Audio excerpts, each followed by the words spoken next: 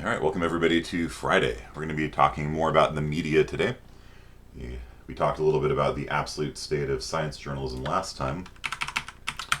This time we will talk about the media more broadly and what it means to be a critical thinker in this world. I don't know if some of you realize this, but the media doesn't always tell the truth. Sometimes news channels have agendas and have political biases and have... is your computer nothing streaming? Let me check. I think I'm streaming. Yeah, I am streaming. Yeah, so sometimes news channels have an agenda. Sometimes they want a particular political party to win in an election. And this is a bias, right? And it's our job as critical thinkers to try to see through the bias and get at the underlying truth. And this can come in a variety of different forms. Perhaps less common than you might think. They could just actually just lie about something, right? Like they could just make up a story that's not true, has no basis in reality, and run it on the nightly news. This doesn't happen too often, where they just like outright lie about things. It does happen, but it's a great way of getting sued, for slander or libel, whichever one applies to the press. I can never keep them straight. And I know, Francis, I know it's shocking, but here's the thing. Like, usually there's some sort of underlying truth, right? Like there's something happened in reality, right? Some event occurred. And the news media oftentimes is not there directly. And so what the news media does, they interview people who are there and try to figure out what happened. And then they'll run a story based on what those people said, and oftentimes they'll run clips of the interviews of the people who were there. Okay? And there's a couple different ways that bias can creep into that. And by creep in, sometimes it's deliberate. Okay, the first is, the media has an agenda that they want to run, right? And so no matter what happened, they're going to put a certain spin on it. That's one way. Another way is by cherry picking your witnesses. If you interview this person and this person that says X, you don't interview on live TV or recorded TV this person that say Y, you can present a cherry picked view of the events and give a distorted view that matches whatever your bias is to the audience at home. A third place where bias can come in is the news reporter can summarize all of this in a biased fashion. These people said that people said that, but what we think is this. And so at kind of like every level along the way, there's an opportunity to like put your spin on it, to distort reality to match whatever it is you want to believe, right? Because we talked about this with cognitive biases.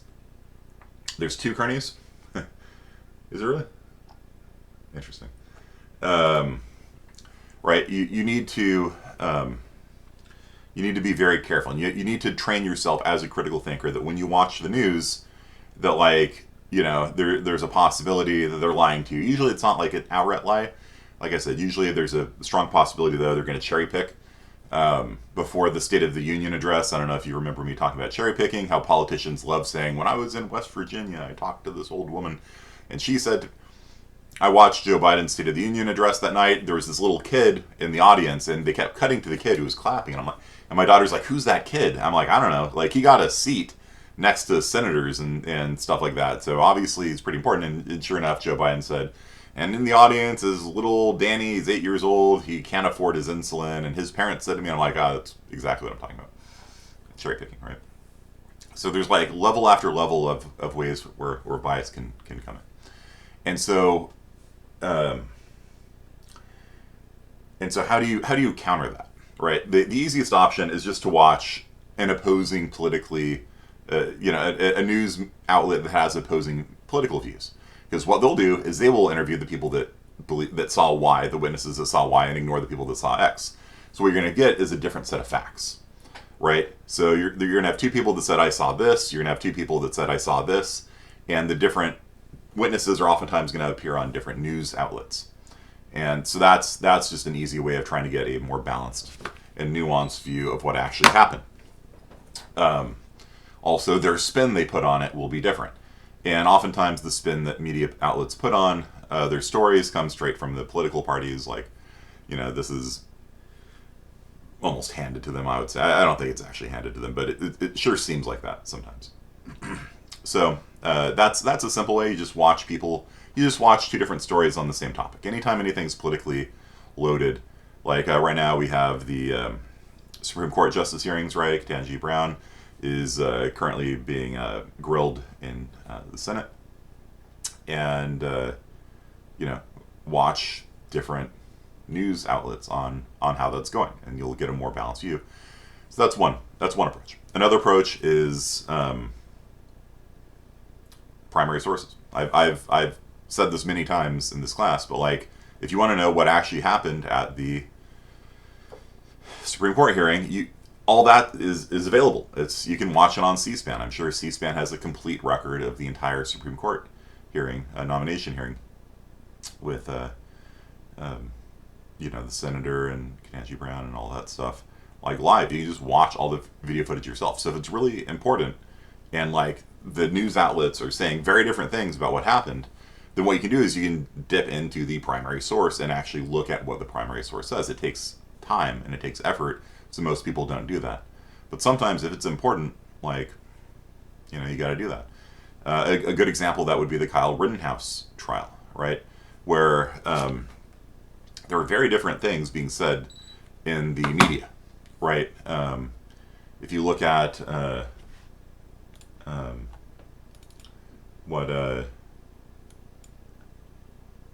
the CNN people were saying, what the Fox people were saying, it's quite different. So here's something that I saw on Facebook. And so I'm seeing a lot of ignorance and misinformation flying around what happened in Kenosha. I'm going to set the record straight from a professional legal position, as well as from a former military position. I'm going to explain some things from a technical angle. Legally, if you're in the process of commission of a crime, it negates your ability to claim self-defense. If you kill somebody, as in, it can't be entered in your official defense at court. It is similar to getting rear-ended at a red light through zero fault of your own, but you were driving without a license or insurance. It automatically makes you at fault. So the 17-year-old in Kenosha committed 2 crimes, was not even legally allowed to open carry the rifle he used to shoot 3 people. That means he legally cannot claim self-defense. So here is a person's perspective on the Kyle Rittenhouse trial, right? And turns out it's wrong, right? Like he was permitted to carry it. And another key discussion is castle doctrine. Castle doctrine doesn't apply because it wasn't his house. This is because in every instance outside of your home, you're required to retreat and extricate yourself. It's a legal mandate, not a suggestion, which isn't exactly true. You must be in imminent danger of losing life and limb. Getting into an argument and feeling scared of being punched by an unarmed person, not likely. Right, you must retreat. So this entire thing was posted, and I saw it go around on Facebook to a number of people from a number of my friends. And more or less all of it is, not all of it, like a lot of what he says is true, it's just wrong. Right? So if you actually look at the primary footage of the Kyle Rittenhouse event in Kenosha, Kyle was fleeing for his life, right? Like he was running. And the first guy that got shot and killed by Kyle, Rosenbaum, had made threats to kill Kyle Rittenhouse, and was chasing him down the street, was throwing things at him, and was lunging at the guy, and was about, this far away from Kyle when Kyle shot him, right? So, this notion that Kyle didn't retreat is nonsense. Like he did run, and he got cornered and was about to get tackled by and punched and beaten up by a dude much bigger than him. And the notion that, feeling scared of being punched. Yeah, no, the dude was lunging at him. And there's absolutely no situation where, you have to just stand there and get your face punched in, right? Like that's not actually the case. And so this whole thing here is a brilliant bit of, I don't want to call it disinformation, but the person's claiming to be an expert, but they clearly had not seen the primary source. right? And that sort of infuriates me because I had a lot of my friends, and this is a long thing. Like this is a long, thing that my friends were posting. It was flying around the internet, and whoever wrote this, probably had hundreds of thousands of people read this, and the person hadn't actually seen the primary source, and that's something way worse. Like if you're going to write this whole document, you need to actually you need to review the video, because on the Kyle Rittenhouse case, there was the entire thing is recorded. Like um, the entire thing was recorded. You could see the entire thing from start to finish, and this person hadn't done their homework. Instead, they'd probably just seen whatever CNN had reported. And CNN was all about him carrying a gun across state lines. That's actually false. He did not carry a gun across state lines. It was actually in Kenosha already. He had the right to carry. He did try to retreat. All this kind of stuff. And so the Kyle Rittenhouse case is actually an excellent example of how the media really failed to do the reporting by and large. Like there were just factual inaccuracies, lies, if you want to call them, just across the board in the case. And it's really disconcerting to me because you can watch the video. Like the video is you can just go onto YouTube and see, what actually happened. And it made it, all these CNN people made it sound like he was just walking around just like shooting people like an active shooter. And after Rosenbaum was shot and later died later by Rittenhouse. Rittenhouse was running to the police to try to get away. A crowd chased after him, knocked him down. They're trying to beat him over the head with a skateboard, and he shot that guy too. It wasn't like he was an active shooter. He was literally trying to escape, and that's not how it was portrayed in the media at all. So this was just 6 months ago or so, and it was a big trial that you probably saw across the country. And depending on your media outlet, you would probably have a very different set of facts when it came to the Kyle Rittenhouse shooting. And my advice to you is just if you don't believe me, watch the primary footage. Like it's all available. You can see all of it, and then compare and contrast that with what actually happened in the media. Okay, so there's a gross negligence on the media's part, in my opinion. Okay, so we talked about stories, how important stories are. La Llorona. I wanted it, and at first I thought he was guilty because of the media, but they made it seem like something it wasn't. Yeah, like if all you had seen was the media, you would have been like, how was this guy innocent? Because it was frustratingly inaccurate. Frustratingly, he was made out to be a white supremacist when it was the guy that he shot that was running around saying the N-word. The guy that he shot, Rosenbaum, literally was pushing a dumpster fire, like a trash dumpster on fire at police. Threatened to kill Kyle earlier, and then later on ambushed him. Kyle was walking down the street, that he jumps out of ambush, charges him. Kyle runs away rather than shooting him. There's no question that it was a justifiable shooting, at all. And it was absolutely not portrayed that way because of political reasons, because Kyle was on the wrong side for CNN's purposes, right? I had an entire perspective change once I watched the whole trial. I was happy with the results. I even wanted to cry. Yeah.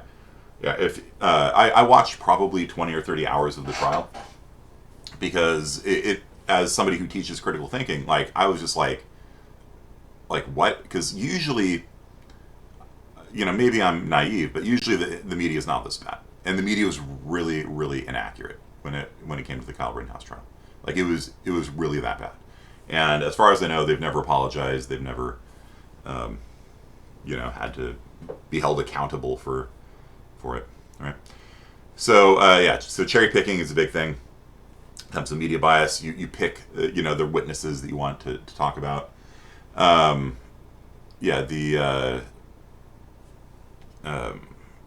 anti-immigrant people on the Donald, would say immigrants are dangerous, and then they would point to one specific crime that an immigrant did, which is nonsense, right? It's cherry picking, right? Or on the opposite side, the Donald should be shut down because they'd pick a random quote on there. In politics, it's used all the time, right? So this is what I was talking about with politicians always talk about some random person they met. And the reason why they do that is because stories are more powerful than facts, which sounds a little bit depressing, right? But it's true. Like we pay a lot more attention to stories. They're a lot more emotionally resonant for us than facts are. I got held at gunpoint because I was wearing green pants, right? It's a lot more a lot more interesting to most people than saying cops sometimes draw their guns on, in 12.5% of cases, cops pulled a gun. Nobody remembers that. Okay. So let's get to the main point for today. A guy by the name of Noam Chomsky is one of the most famous academics. He's a left-wing academic. If you didn't know that, he's like pretty far left. He's he wouldn't condemn like the Cambodian Khmer Rouge, right? That gives you an idea. And so, nonetheless, his he's come out with a couple different versions of manufacturing consent, are still pretty influential, and I think pretty well worth studying. So, he's addressed how the media has filters that bias it. Let's put it that way. So there are things that the media won't talk about. Okay, and if you try running a story that goes contrary to these filters, they just won't appear in the national media. And so this allows the media to sort of have a biased viewpoint that requires work on the individual's part to overcome. Like I said, always check primary sources if it's something that's important to you. Okay. So, let's get into it. The first one is ownership. So, pretty much all of the major media corporations these days are owned by large mega conglomerates, right? Do you guys know this? Do you know who owns ABC?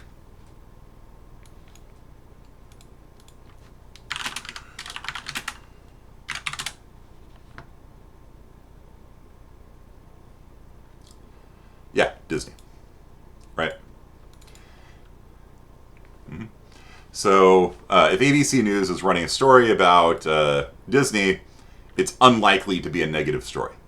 Right? That's Chomsky's point, right? Like, they're not going to run a story critical of the high prices at Disneyland. Like, that's just not going to make the nightly news on ABC. Who owns NBC? Anyone know? BNC. NBC. Anyone know who owns NBC?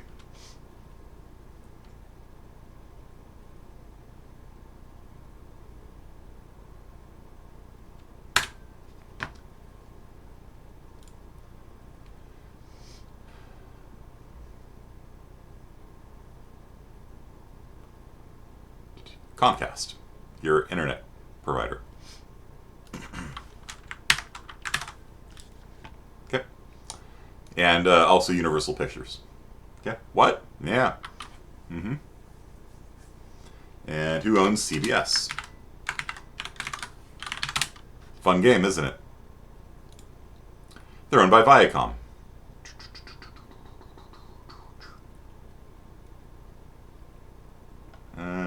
Let's see. Are they? Let's see.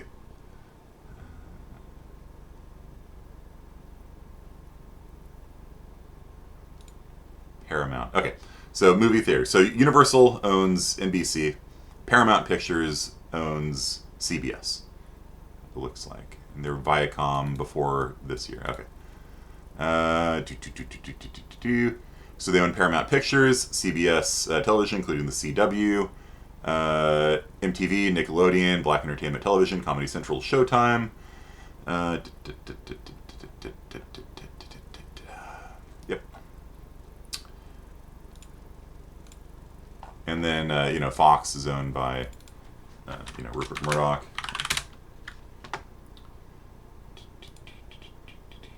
Okay. And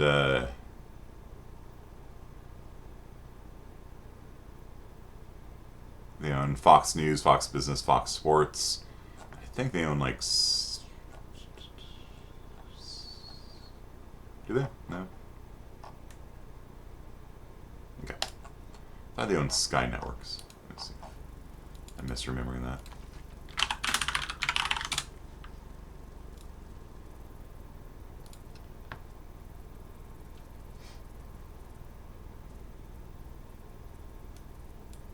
No, sorry, that one's owned by Comcast also. Okay, sorry. Yep. So, yeah. And so, NBC is not going to run stories critical of the high cable modem prices. Right? So that is, basically, and none of them are going to criticize mega corporations, right? Like you won't see ABC, CBS, or NBC on their nightly news segments advocating for the breakup of any corporation with more than $1 billion in assets, because it would be attacking their ownership structure, and whoever ran that story would probably get fired, right? So these stories just don't come up, right? It just gets filtered at the source. You will never see them on television unless something really big happens, like if Congress were to pass a bill saying that all corporations over $1 billion should be broken up, then you would see the news, various news outlets pick up the story, probably in the opposite stance, saying we oppose this, it's anti-American. Da, da, da, da. So advertisers. So there are some advertisers that have a long-standing relationship with TV and radio as well. And it's unlikely. It's not like it never happens, but it's unlikely that you will see a negative story run about an advertiser, right? So, for example, MyPillow, which is kind of a wild story in and of itself. Have you guys seen this? The MyPillow guy who's on like Fox News all the time. Seen this? So it just looks like I don't know, like your standard telemarketing, like. Late night. Normally it's priced at $80, but I'll sell it to you for $20. Oh wow, what a great deal! No, who buys a pillow for $80? Nobody does. Here's a sleep study. What sleep study?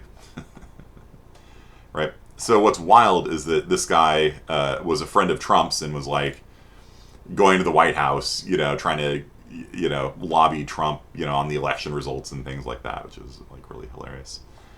It's like a wild timeline we live in, where this guy holds immense political power at the highest levels of the American government. Which, yeah, I know, Lamau, I know. It's a wild world we live in, where he's like coming up front, he's got a binder and it's got all these strategies for Trump to remain in power, and it's like the MyPillow guy, like really? Huh. Didn't see that one coming. So Fox probably isn't going to run stories critical of the MyPillow guy, but the other news outlets were. So if you wanted to hear about the MyPillow guy lobbying Trump, let's see. The truth about Trump's relationship with the MyPillow guy. Let's see here. Vox, of course. MSN. Republicans suck. Rolling Stone. MSN. MoveOn.org. The Hill. Yeah, notice how none of these are Fox News, right? MyPillow guy is meeting with Trump. Who is CW33? Is that CBS? Yeah, so that'd be CBS, right? So CBS is running the story, but Fox doesn't, right? So, because the MyPillow guy is a big advertiser on Fox. It tends to get filtered. Okay. So the sources of news.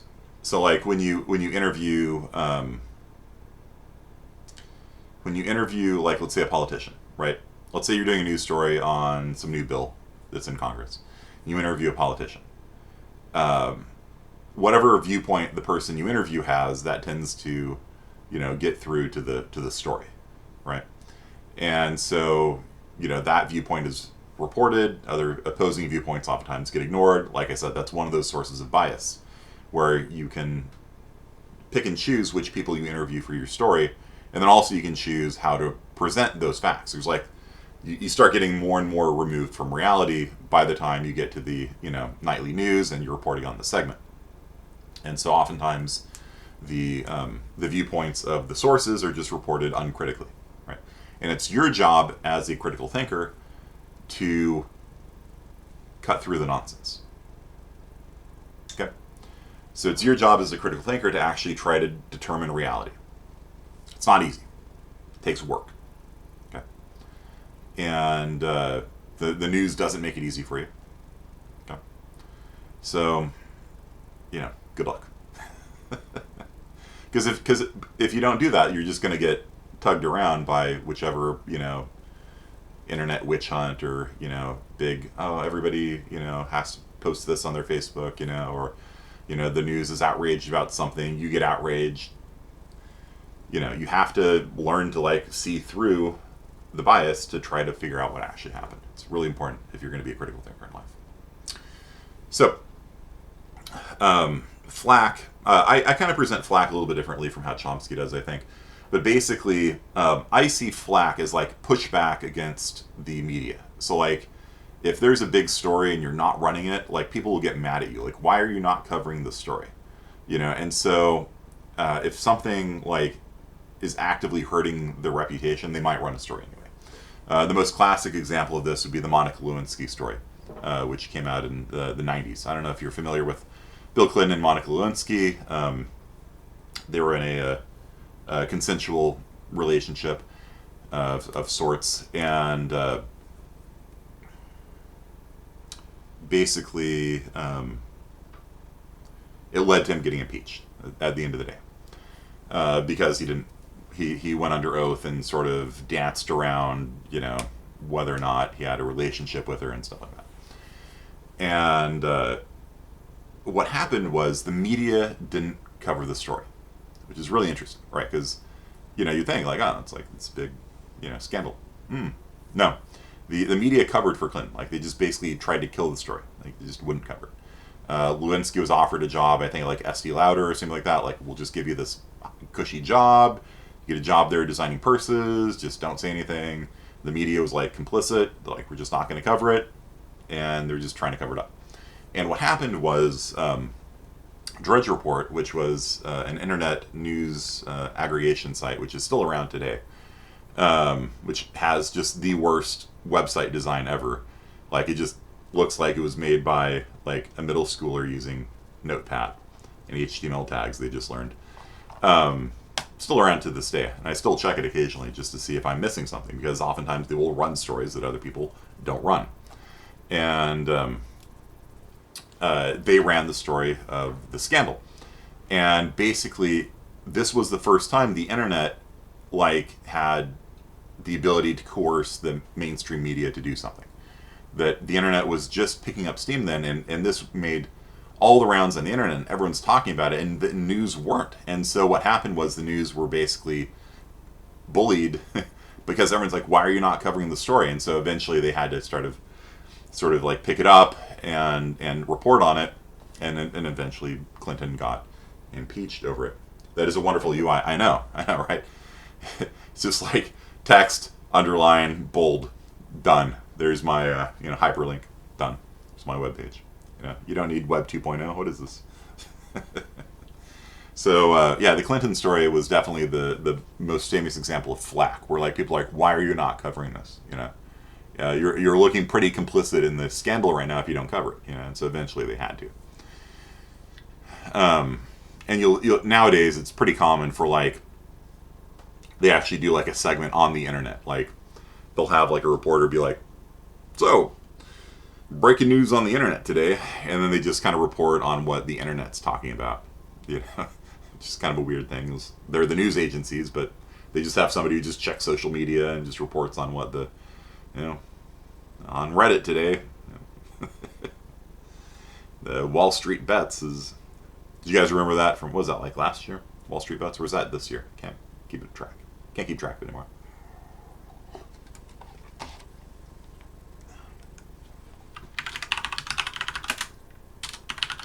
It was AMC and GameStop. Was that a year ago or was it this year?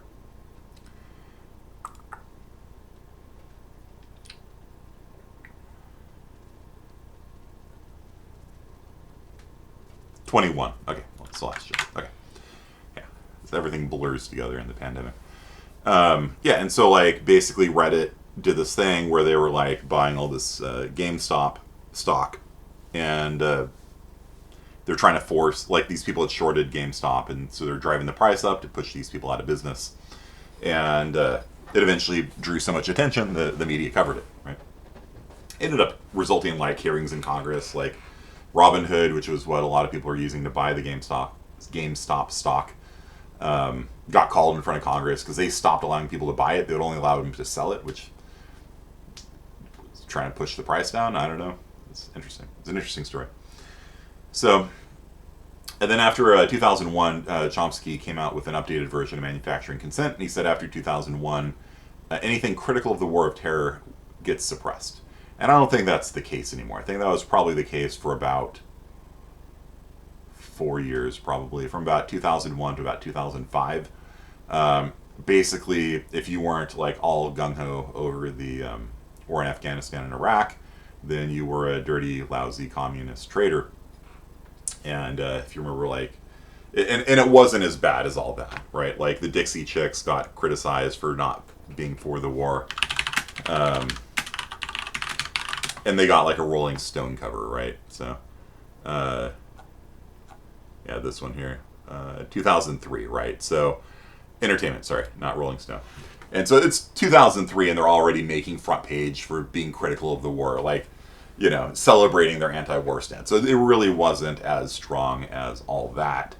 But yeah, there was certainly a thing from like George W. Bush saying, if you're not with us, you're against us. And there was probably a good solid year where, you know, just it was all very much America, you know, and everybody had to be for the war. You were a dirty, dirty traitor and things like that. So this, I don't think is, I think people are, I think media outlets are more than happy to oppose the war on terror these days. You know.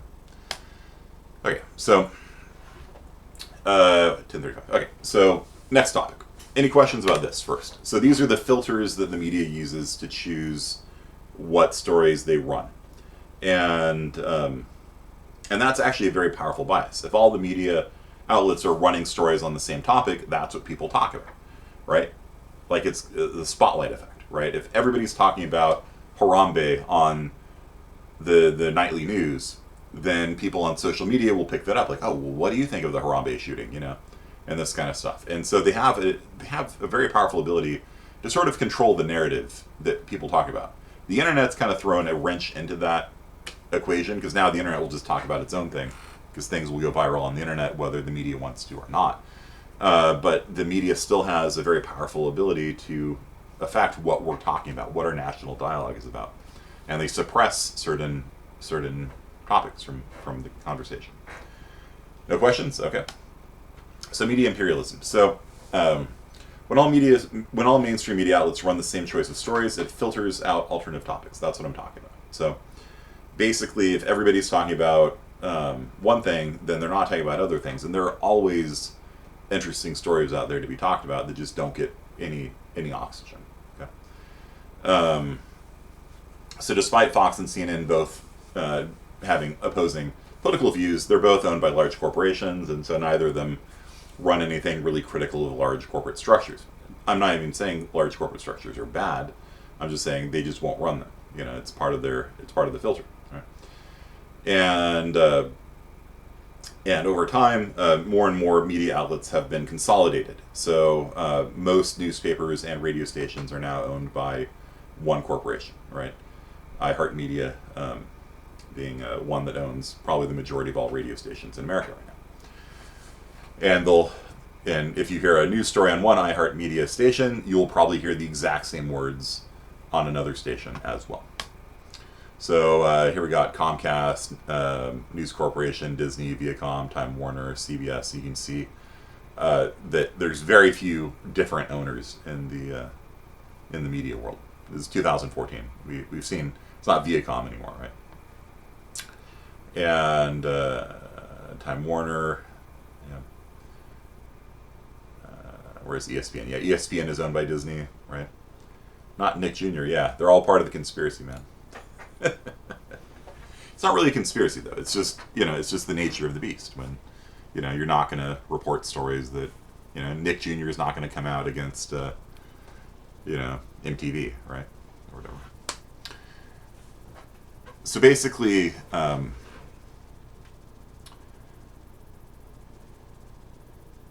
I'll just toss these out to you, actually, rather than me giving my idea on it. So how does technology affect all this? How do you bypass the gatekeeper mechanism? Because the gatekeeping mechanism is really important to understand, right? Where if the media doesn't want to run a story, they can kill a story pretty well, like we saw with the Monica Lewinsky thing. But it can get bypassed, right? If there's enough pressure from the internet. So how does that happen though? Right? Like let's say that I don't know. Let's say that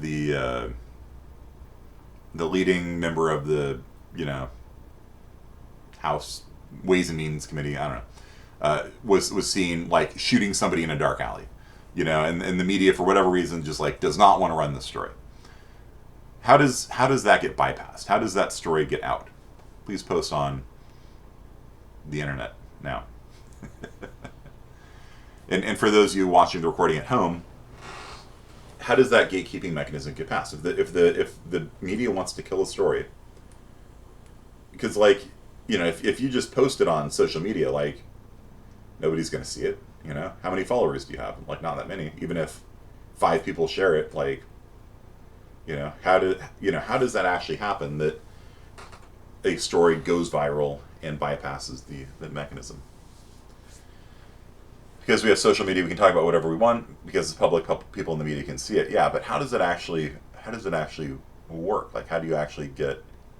Because social media has a public aspect and a sharing aspect, sure. But like, if I were to post something on, Reddit, it'd probably get 5 views and no traction. The algorithm is fed off anger and emotions. There's probably something to that. Yeah. Those of you at home watching the recording, how does something go viral? Actually, let's just put it that way. So when something goes viral, it becomes famous and people have seen it, despite the media, putting a block on it. Yeah. Give an example of a viral story. You don't have to write 5 paragraphs. We're doing something else.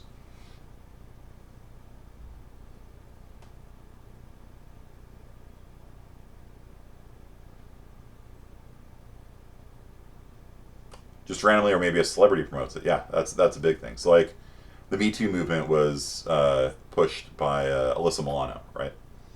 And so if an influencer picks it up and starts running a story, that probably makes a pretty big difference. Yeah.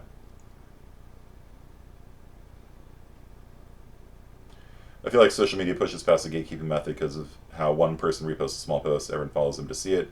Stuff goes on. Seems like it goes viral. Make sure more people will spread it. Yeah, people are passionate about it, they can go viral very fast. Yeah, that's true. So something that people care a lot about is a lot more likely to go viral than if there's a scandal at like a baking show or something. If a story on social media brings out an emotional reaction, especially if it's extreme, it can build up traction. It's true. Yeah, there's a video on like Chinese social media of a person running over a dog, and that just exploded because people were like, "What the hell?" Definitely. Algorithms fed off anger and emotions. Yeah. In fact, if you post something that is likely to trigger people with anger, or other emotions, then probably the algorithm would pick that up and promote it more, on Facebook or Twitter or something like that. Sure. So you don't have to write an essay on this. I think what I am going to do though is have the 4th bullet point be your daily assignment. So I think this is actually a pretty good exercise. So something interesting, something newsworthy that nonetheless has never had any traction in the mainstream media. Okay. So, for example,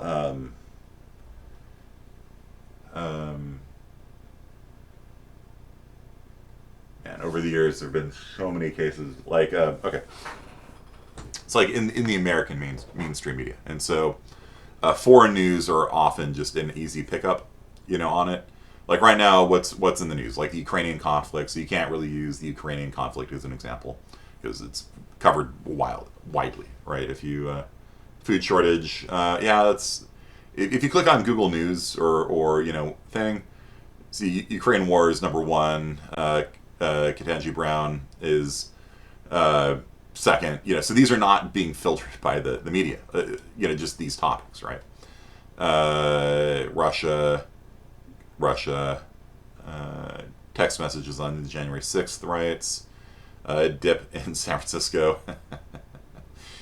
I don't know what that's about. Kid died at a thing.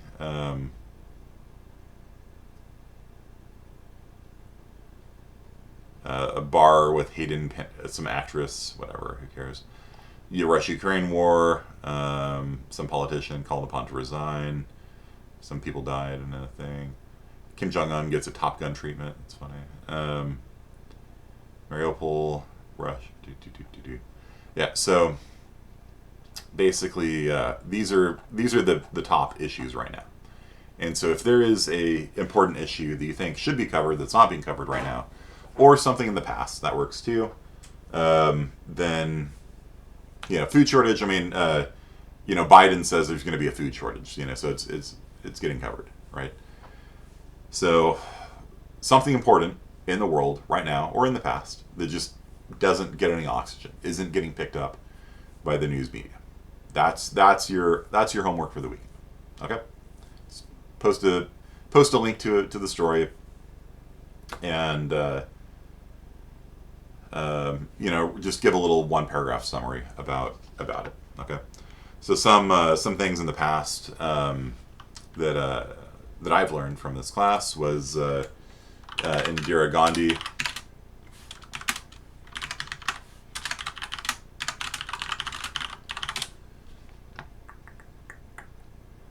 So when Indira Gandhi ordered an attack on the Golden Temple of Sikhism, never heard of that. I was like, oh damn, how have I never heard of that? Because I'm reasonably well informed about world events, and yeah, and that was the thing, and that led to the assassination of Indira Gandhi, right? So I was like, oh yeah, I was alive during that time period, didn't hear a single thing about it in the news in America, right?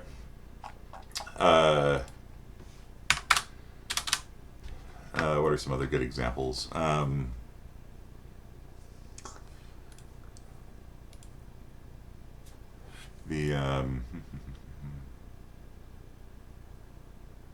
Anyone have any ideas? So many. Hard to think of just one. The global chemical disaster. Another one in India. This one I did know about. So basically, Dow Chemicals had a chemical release in Bhopal in India, and over 500,000 people were exposed to poison gas, and it killed about 4,000 people, and about 8,000, about 16,000 have died. Yeah. And that was also in '84, right? And yeah, most people that I know have never heard of this, right? Or COVID shrinks brains. Yeah, that's kind of getting news. Oof. What's up, Mace? Almost off class. Dude.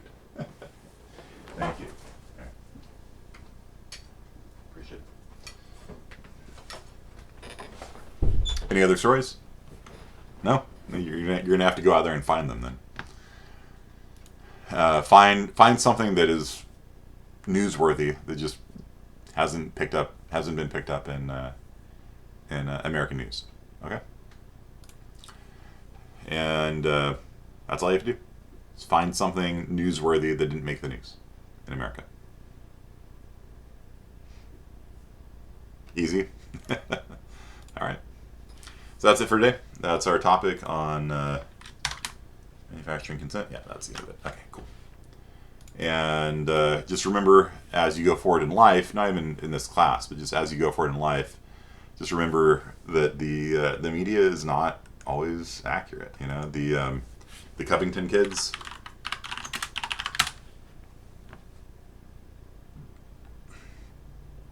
Uh, Covington kids is a perfect example of media bias. So, do you guys remember seeing this? This was a couple years ago.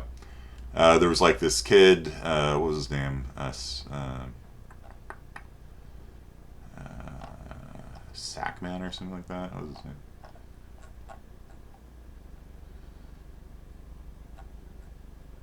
I don't know. Basically, do you guys remember this? This was a few years ago. Sandman, yeah. And basically, he was vilified across social media as being like a bigot and like mocking like Native Americans and things like that. And CNN. He actually sued CNN for defamation, and they paid him because like it was that bad. So the media made this kid out to be like a racist who was mocking a Native American guy, and when you actually dig into the story of what actually happened, what reality bore no resemblance to the story that was run in CNN. And so that was actually bad enough that they settled with him because I think they knew they would have lost a slander libel, whichever one it is. I can never keep track. Lawsuit against him. Like I said, outright lying, actually doesn't happen as often as we think it does in the media. But in that case, yeah, they completely dropped the ball and just ran a false story. Okay, so just remember, primary sources are your friend. Always use your critical thinking brain. All right. Any comments, questions? People are logging off. So, all right, that is it for today. Then see you guys on Monday. Peace out. You too.